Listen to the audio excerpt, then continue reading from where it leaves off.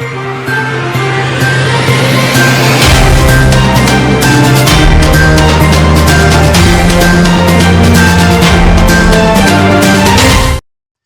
முக்கிய நிகழ்வுகள்.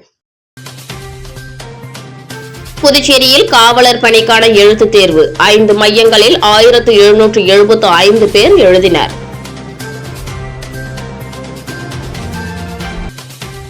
காரைக்காலில் மருத்துவக் கல்லூரி துவங்குவதற்கான நடவடிக்கை எடுக்கப்பட்டு வருகிறது. முதல்வர் ரங்கசாமி தகவல்.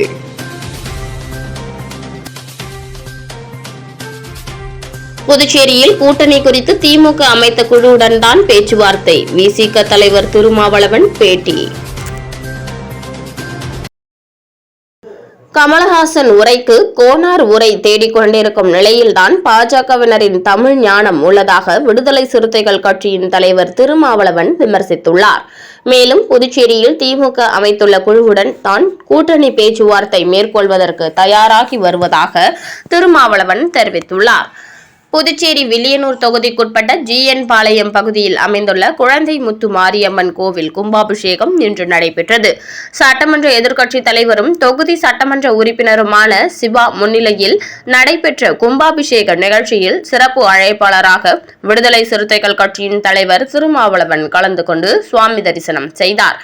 தொடர்ந்து செய்தியாளர்களிடம் பேசிய அவர், அகில இந்திய அளவில் விவசாயிகளுக்கு எதிராக கொண்டுவரப்பட்ட சட்டங்களுக்கு எதிராக இடதுசாரிகள் சார்பில் நடைபெறும் பொது வேலை நிறுத்தம் மற்றும் மத்திய பட்ஜெட்டில் தமிழகத்திற்கு எந்த திட்டத்தையும் அறிவிக்காததை கண்டித்து பிப்ரவரி 22ஆம் தேதி நடைபெறும் போராட்டத்தில் விடுதலை சிறுத்தைகள் பங்கேற்கிறது. அமெரிக்காவுடன் இந்திய அரசு மேற்கொண்டுள்ள ஒப்பந்தம் இந்திய மக்களுக்கு எதிரானது. இதனால் விவசாய மக்கள் பெரிய அளவில் பாதிக்கக்கூடிய சூழல் ஏற்பட்டுள்ளது. இதனால் விவசாய சங்க தலைவர்கள் மத்திய அமைச்சர் பியூஷ் கோயலை பதவி விலக வேண்டும் என வலியுறுத்தி வருகின்றனர். அந்த கோரிக்கைக்கு விடுதலை சிறுத்தைகள் கட்சி ஆதரவு தெரிவிக்கிறது. அமெரிக்க அதிபர் டிரம்பின் சதிவேலைக்கு இந்திய பிரதமர் மோடி பலியாகிவிட்டார். இந்திய நாட்டு மக்களின் நலன்களை விட கார்ப்பரேட்டுகளின் நலன்களே இந்த ஆட்சியாளர்களுக்கு முதன்மையாக உள்ளது என்பதை இதன் மூலம் அறிய முடிகிறது. இந்த வர்த்தக ஒப்பந்தத்தை இந்திய மக்கள் அனைவரும் எதிர்க்கிறார்கள். எனவே மோடி இதை மறுபரிசீலனை செய்ய வேண்டும் என வலியுறுத்துகிறேன். தொடர்ந்து திமுக கூட்டணிக்கு பாமக வந்தால் ஏற்றுக்கொள்வீர்களா என்று செய்தியாளர்கள் கேள்விக்கு பதில் அளித்த திருமாவளவன், இது திரும்ப திரும்ப யூகமான ஒரு கேள்வி. இதற்கு நான் பலமுறை பதிலளித்துவிட்டேன். எங்களுக்கு தனிப்பட்ட முறையில் எந்த ஒரு சமூகத்தின் மீதும் காழ்ப்புணர்ச்சி கிடையாது. பாமக ஏற்கனவே எடுத்துள்ள சோசியல் என்ஜினியரிங் என்ற நிலைப்பாட்டால் தான் நாங்கள் 2011ஆம் ஆண்டிற்கு பிறகு வெளிப்படையாக அறிவிக்க வேண்டியிருந்தது. அந்த முடிவை தான் நான் திரும்ப திரும்ப சொல்ல கடமைப்பட்டிருக்கிறேன். அதில் மேற்கொண்டு கருத்து சொல்வதற்கு எதுவும் இல்லை என்றார். தொடர்ந்து தமிழ் படித்தால் பிச்சை கூட எடுக்க உதவாது என்று மத்திய அமைச்சர் நிர்மலா சீதாராமன் பேசியது குறித்து கேட்டதற்கு ஒட்டுமொத்த தமிழக மக்கள் சார்பில் அண்ணன் கமலஹாசன் அவர்கள் சரியான பதிலடி கொடுத்திருக்கிறார். அது போதும் என்று நான் நம்புகிறேன். கமலஹாசன் கொடுத்த பதிலடியை தாங்க முடியாமல் பாஜகவினர் கதறுகின்றனர். வாய்க்கு வந்ததை சொல்லி பிதப்பிக் கொண்டிருக்கின்றனர். கமல்ஹாசன் உரைக்கு கோனார் உரை தேடிக் கொண்டிருக்கின்றனர். அவ்வளவுதான் அவர்களுடைய தமிழ் ஞானம். உரை நடையை கூட அவர்களால் புரிந்து கொள்ள முடியாத அளவிற்கு கோனார் உரையை தேடும் அளவிற்கு தமிழை பற்றி எந்த புரிதலுடன் அவர்கள் இருக்கிறார்கள் என்பது இதன் மூலம் தெரிய வருகிறது. தொடர்ந்து பேசிய அவர், தமிழகத்தில் கூட்டணியில் விடுதலை சிறுத்தைகளுக்கு எத்தனை இடங்கள் என்பது குறித்து பேச்சுவார்த்தையில் தெரிய வரும் என்றார். மேலும் தமிழகத்தை போல் புதுச்சேரியிலும் கூட்டணிக்கு திமுக தலைமை வகிக்குமா என்ற கேள்விக்கு பதிலளித்த அவர், திமுக, காங்கிரஸ், இடதுசாரிகள் உள்ளிட்ட மதசார்பற்ற கூட்டணிதான் புதுச்சேரியிலும் உள்ளது. புதுச்சேரியில் தோழமை கட்சிகளுடன் பேச்சுவார்த்தை நடத்தக்கூடிய ஒரு குழுவை கடந்த காலத்தில் திமுக தான் அமைத்தது. இப்போதும் திமுக நியமித்த அந்த குழுதான் விடுதலை சிறுத்தைகள் மற்றும் ஒரு சில கட்சிகளுடன் பேச்சுவார்த்தைக்கு தயாராகி கொண்டிருக்கிறது. அந்த பேச்சுவார்த்தையில் நாங்கள் முடிவு செய்வோம். புதுச்சேரியில் யார் தலைமை வகிக்கிறார்கள் என்பது சூழலை பொறுத்து முடிவு செய்வார்கள். ஆனால் எதுவாக இருந்தாலும் இது மதசார்பற்ற முற்போக்கு கூட்டணிதான். அதில் நாங்கள் இணக்கமான முடிவை மேற்கொள்வோம் என்றார். புதுச்சேரியில் காவல்துறையில் காலியாக உள்ள 148 காவலர் பணிக்கான எழுத்துத் தேர்வு இன்று 5 மையங்களில் நடைபெற்றது.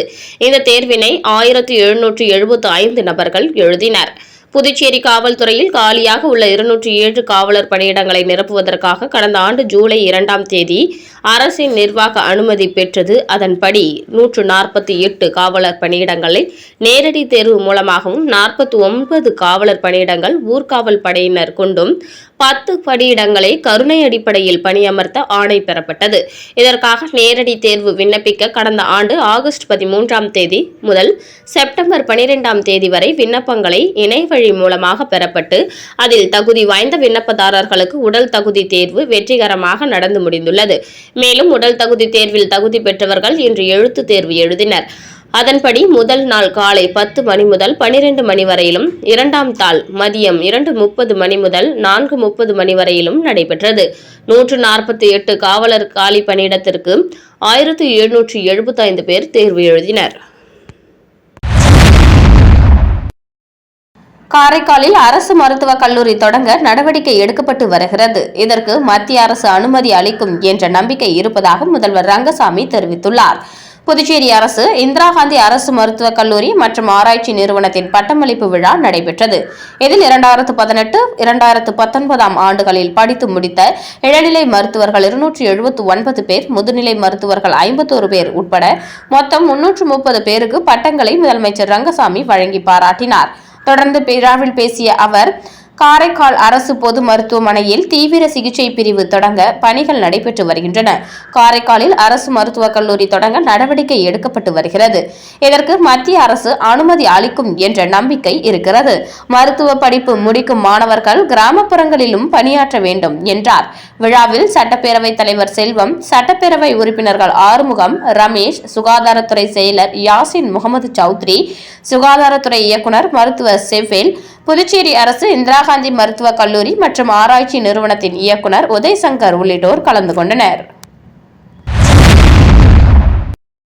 புதுச்சேரி தவளக்குப்பத்தில் 2,50,00,000 மதிப்புள்ள திருமண மண்டபத்தை போலி பத்திரம் மூலம் ஆக்கிரமிப்பு செய்யும் தமிழ்நாடு அதிமுக முன்னாள் அமைச்சர் ஆதரவாளர்கள் மீதும் அவர்களுக்கு ஆதரவாக செயல்படும் தவளக்குப்பம் ஆய்வாளர் ஆறுமுகம் மற்றும் எஸ்ஐ முருகானந்தம் மீது நடவடிக்கை எடுக்க வேண்டும் என பாதிக்கப்பட்டவர் டிஜிபியை சந்தித்து புகார் மனு அளித்தார்.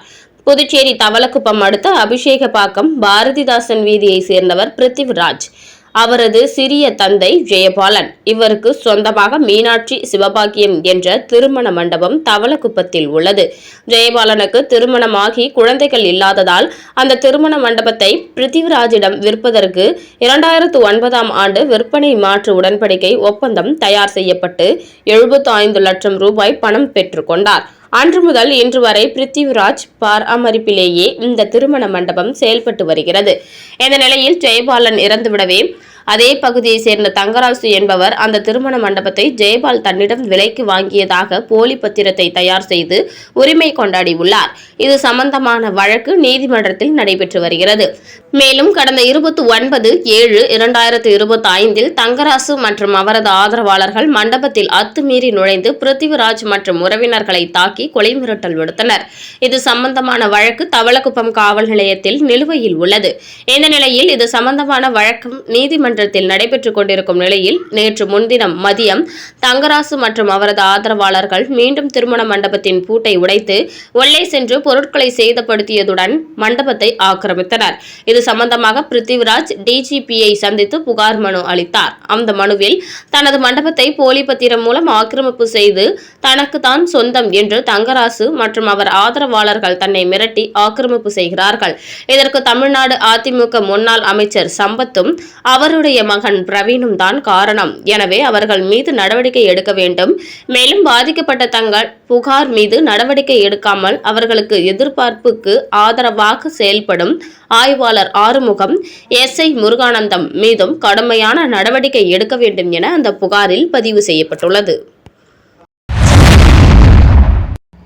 புதுச்சேரியில் 4 பேரிடம் ரூபாய் 4.51 லட்சம் ஆன்லைன் மோசடி குறித்து சைபர் கிரைம் போலீசார் விசாரித்து வருகின்றனர். வெளியனூரை சேர்ந்த பெண்ணின் வங்கி கணக்கிலிருந்து அவரது அனுமதியின்றி மர்ம நபர்கள் ரூபாய் 4 லட்சம் எடுத்து ஏமாற்றியுள்ளனர். இதேபோல் அரியூரை சேர்ந்தவர் வங்கி கணக்கிலிருந்து 40,611, முதலியார்பேட்டை பெண் 7,700, லாஸ்பேட்டையை சேர்ந்தவர் 3317 என 4 பேர் மோசடி கும்பலிடம் 4,51,628 ரூபாய் இழந்துள்ளனர். இதுகுறித்து புகாரின் பேரில் சைபர் கிரைம் போலீசார் வழக்கு பதிந்து விசாரித்து வருகின்றனர். புதுச்சேரி நெல்லித்தோப்பு பெரியார் நகர் பகுதியில் JCM மக்கள் மன்றத்தை லட்சிய ஜனநாயக கட்சியின் நிறுவன தலைவர் ஜோஸ் சார்லஸ் மார்டின் ரிப்பன் வெட்டி திறந்து வைத்தார்.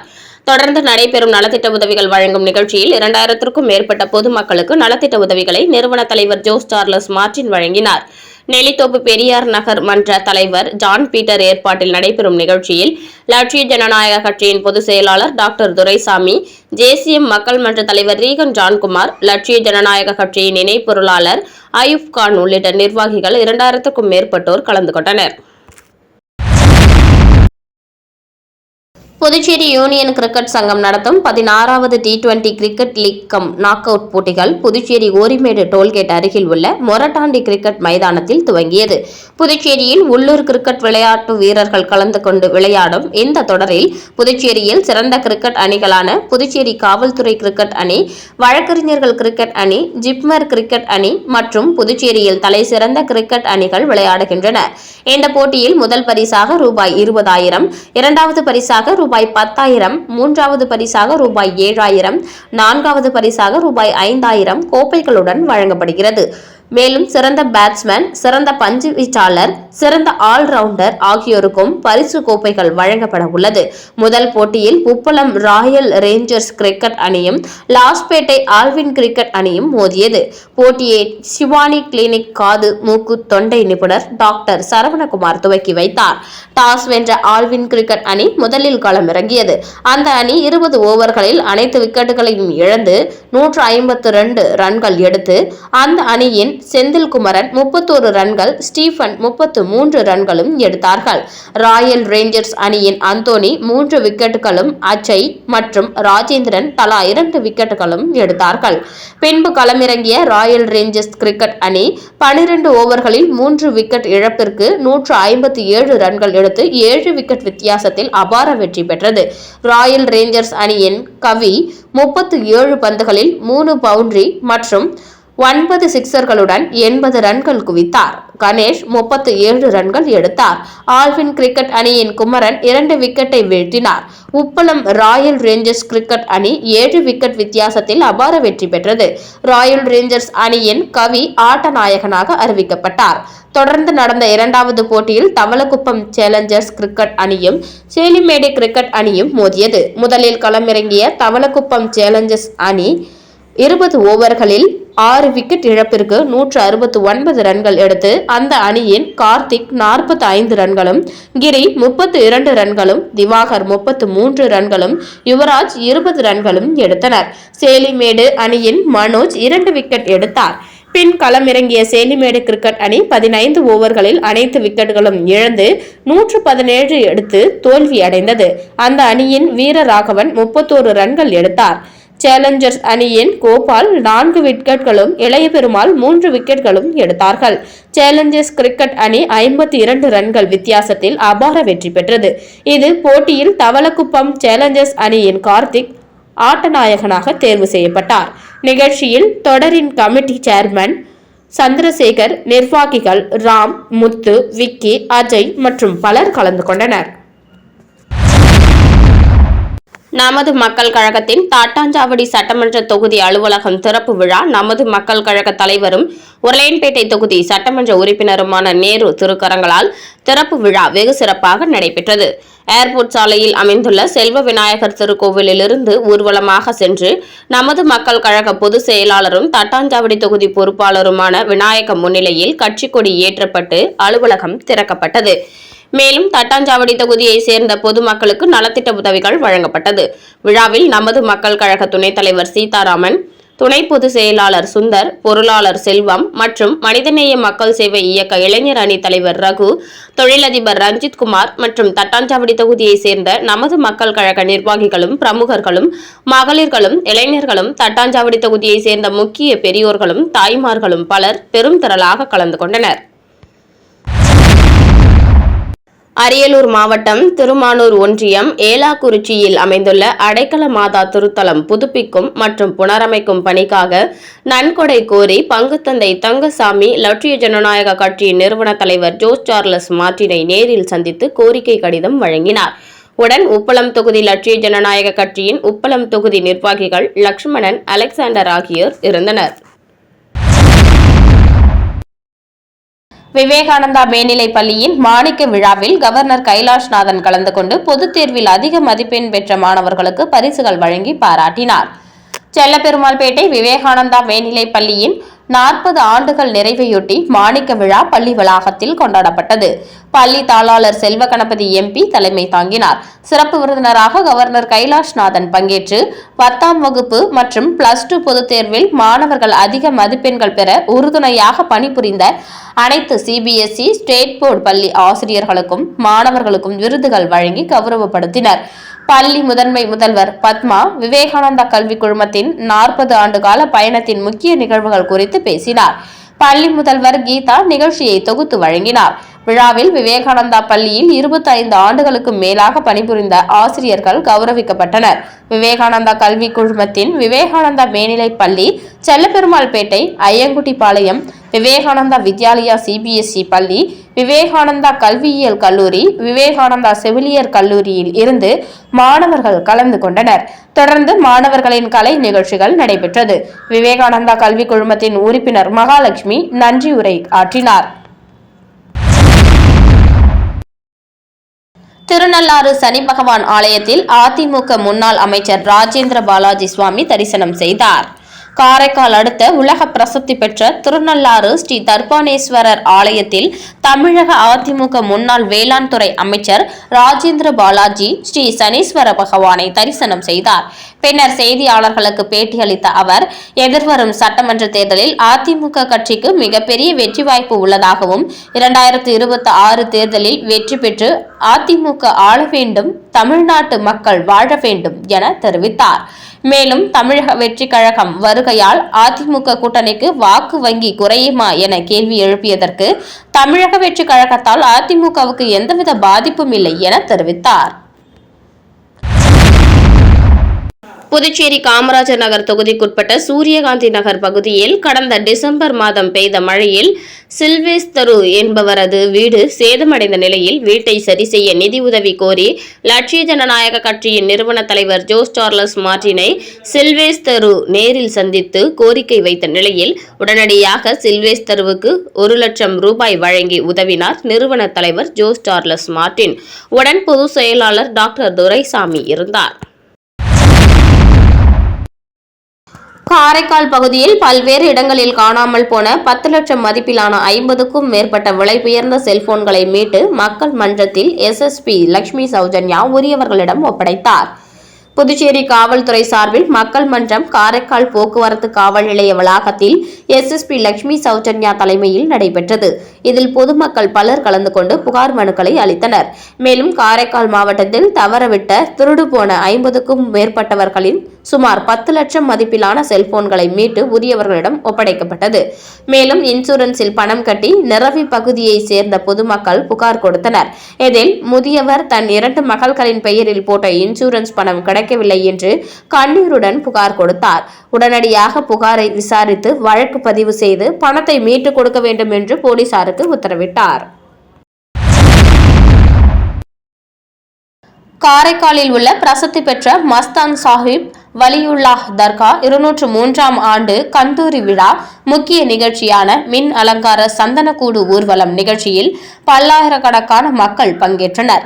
காரைக்கால் மாவட்டத்தில் உள்ள பிரசித்தி பெற்ற மஸ்தான் சாஹிப் வலியுல்லாஹ் அவர்களின் 203ஆம் ஆண்டு கந்தூரி விழா கடந்த மாதம் 29ஆம் தேதி கொடியேற்றத்துடன் துவங்கியது.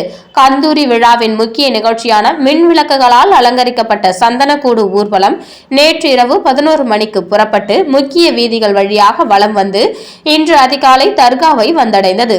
சந்தனக்கூடு ஊர்வலத்தில் கண்ணாடி பல்லக்கு, சாம்பிராணி சட்டி பல்லக்கு மற்றும் பல அலங்கார ஊர்திகள் அணிவகுத்து வந்தன. கந்தூரி விழாவை முன்னிட்டு முதுநிலை காவல் கண்காணிப்பாளர் லட்சுமி சௌஜன்யா தலைமையில் 200க்கும் மேற்பட்ட புதுச்சேரி மற்றும் காரைக்கால் காவல்துறையினர் பலத்த பாதுகாப்பு பணியில் ஈடுபடுத்தப்பட்டிருந்தனர். மேலும் மஸ்தான் சாஹிப் வலியுல்லாஹ் கந்தூரி விழா சந்தனக்கூடு நிகழ்ச்சியில் நாகை, திருவாரூர் மற்றும் காரைக்கால் உள்ளிட்ட பல்வேறு மாவட்டத்திலிருந்து அனைத்து மத மக்களும் கலந்து கொண்டனர். மின்சார விபத்தில் உயிரிழந்த இளைஞர் குடும்பத்திற்கு எல்ஜேகே தலைவர் நிதி உதவி. புதுச்சேரி நெல்லித்தோப்பு தொகுதி பெரியார் நகர் பகுதியைச் சேர்ந்த சஞ்சய் என்ற இளைஞர் பிளம்பர் தொழிலில் ஈடுபட்டு வந்தவர். கடந்த வாரம் வேலை செய்து கொண்டிருந்த இடத்தில் எதிர்பாராத விதமாக மின்சார தாக்கம் ஏற்பட்டதில் அவர் பரிதாபமாக உயிரிழந்தார். இவ்விபத்தறிந்து லட்சிய ஜனநாயக கட்சியின் தலைவர் ஜோஸ் சார்லஸ் மார்டின் மரணமடைந்த சஞ்சயின் இல்லத்திற்கு நேரில் சென்று அவரது குடும்பத்தினரை சந்தித்து ஆறுதல் தெரிவித்தார். துயரத்தில் உள்ள பெற்றோருக்கு தனது ஆழ்ந்த அனுதாபத்தை தெரிவித்ததுடன் குடும்பத்தின் அவசர தேவைக்காக நிதி உதவியும் வழங்கினார். உடன் ஜேசிஎம் மன்ற தலைவர் ரீகன் ஜான்குமார், இணை பொருளாளர் ஆயுப் கான் இருந்தனர்.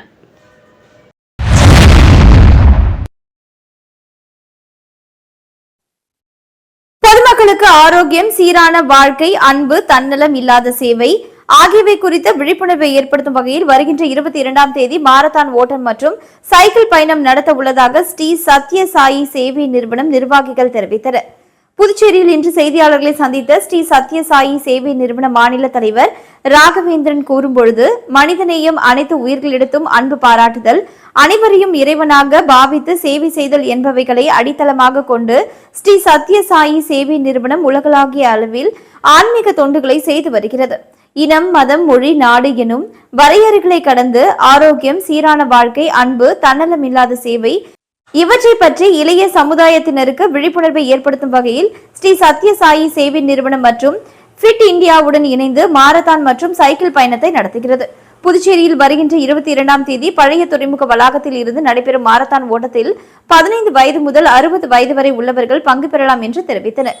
மாரத்தான் ஓட்டத்தில் பங்கு பெற விரும்புபவர்கள் பதிவு செய்யும் வகையில் மக்கள் அதிகமாக கூடும் இடங்கள், கல்லூரிகள் மற்றும் வீதிகள் தோறும் துண்டு பிரசுரங்கள் மூலம் விழிப்புணர்வு ஏற்படுத்தப்பட உள்ளதாகவும் அதில் உள்ள QR கோடை பயன்படுத்தி தங்கள் மாரத்தான் ஓட்டத்தில் இணைந்து கொள்ளலாம் என்றும் தெரிவித்தார். மாரத்தான் ஓட்டத்தில் கலந்து கொள்ளும் அனைவருக்கும் இலவசமாக டி-ஷர்ட், மெடல், காலை சிற்றுண்டி மற்றும் சான்றிதழ் ஆகியவை வழங்கப்பட உள்ளதாக தெரிவித்த அவர், நாடு முழுவதும் 60 இடங்களில் மாரத்தான் ஓட்டம் நடைபெறுகிறது. அதில் 38வது இடமாக புதுச்சேரியில் நடைபெறுவதாகவும் அவர்கள் குறிப்பிட்டனர். பேட்டியின் பொழுது ஸ்ரீ சத்ய சாயி சேவை நிறுவன நிர்வாகிகள், சத்ய சாயி அறக்கட்டளை உறுப்பினர்கள் கிஷோர், சென்னை மற்றும் தென்கிழக்கு மாவட்ட தலைவர் உபேந்திர சாய், மாநில சேவை ஒருங்கிணைப்பாளர் சர்வேஸ்வரன், சத்ய சாய் நிறுவனங்கள் மாவட்ட தலைவர் மூர்த்தி ஆகியோர் உடனிருந்தனர். மீண்டும் இன்றைய முக்கிய நிகழ்வுகள். புதுச்சேரியில் காவலர் பணிக்கான எழுத்துத் தேர்வு 5 மையங்களில் 1775 பேர் எழுதினர்.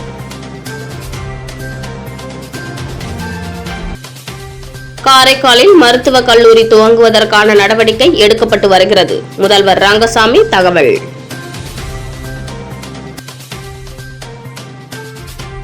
புதுச்சேரியில் கூட்டணி குறித்து திமுக அமைத்த குழுவுடன் தான் பேச்சுவார்த்தை. விசிக தலைவர் திருமாவளவன் பேட்டி.